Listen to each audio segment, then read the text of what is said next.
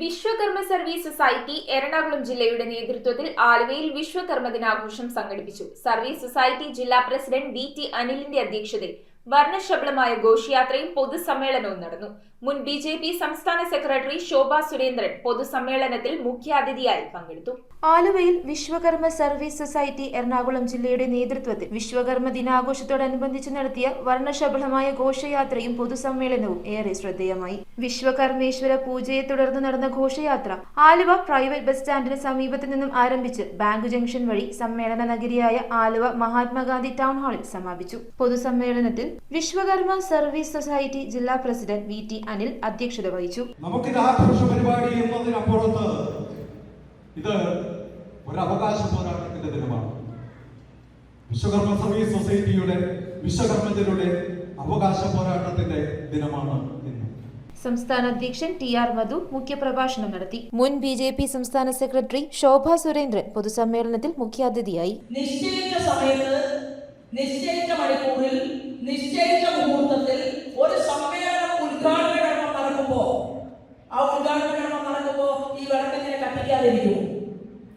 വിളക്ക് കത്തിച്ചു വെച്ചുകൊണ്ട് ഉദ്ഘാടന കർമ്മം നിർവഹിക്കാൻ ഒന്നുകിൽ അതേ സമയത്ത് ഉദ്ഘാടന വേദിയിൽ എത്തണം, അല്ലെങ്കിലോ വിളക്ക് ഇവിടുത്തെ ഈ സമുദായത്തിന്റെ അധ്യക്ഷൻ കൊളുത്തിയിരിക്കണം. അതല്ലേ അതിന്റെ രീതി. കേരളത്തിൽ വരാൻ പോകുന്ന നാടുകളിൽ ഇന്ത്യയുടെ പ്രധാനമന്ത്രി പ്രഖ്യാപിച്ചു കഴിഞ്ഞു 33% സംവരണം. ആർക്ക് ഇഷ്ടമുണ്ടായാലും ഇഷ്ടമില്ലെങ്കിലും 33% സ്ഥലത്തും സ്ത്രീകൾ അങ്ങോട്ട് ഇരിക്കും. സ്ത്രീകൾ ഇരിക്കും. അത് എം.എൽ.എ. ആയിട്ടും മന്ത്രിയായിട്ടും കേന്ദ്രമന്ത്രിയായിട്ടും ഒക്കെ സ്ത്രീകൾക്ക് ഭാവിയിൽ ഇരിക്കാതെ പറ്റില്ല.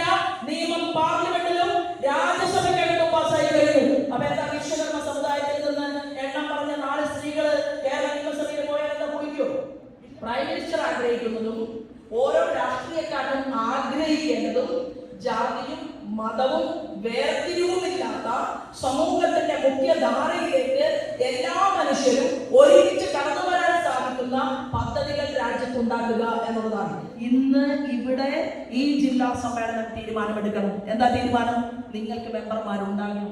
നിങ്ങൾ 75% നിങ്ങൾ കൂടുതലുള്ള സ്ഥലത്ത് നിങ്ങൾ തീരുമാനിക്കുന്ന ആൾ ജയിക്കും എന്ന് വന്നാൽ നിങ്ങളുടെ ശാഖാ സെക്രട്ടറിയെയും ശാഖാ പ്രസിഡന്റിനെയും അന്വേഷിച്ചുകൊണ്ട് രാഷ്ട്രീയക്കാർ വരാതിരിക്കില്ല എന്ന് ഒരു പൊതുപ്രവർത്തക എന്നുള്ള രീതിയിൽ അടിവരയിട്ടുകൊണ്ട് ഞാൻ പറയാൻ ആഗ്രഹിക്കുകയാണ്.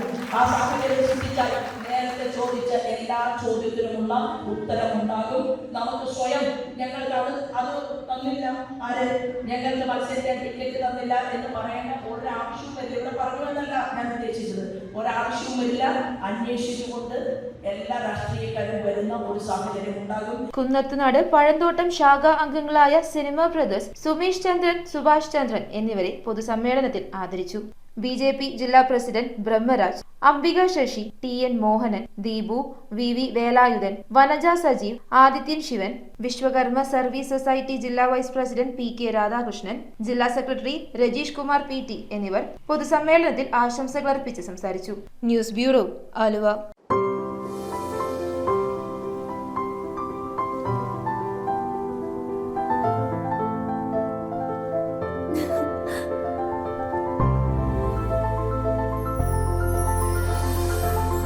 കളങ്കമില്ലാത്ത സൗഹൃദം പോലെ കലർപ്പില്ലാത്ത വിശ്വാസം.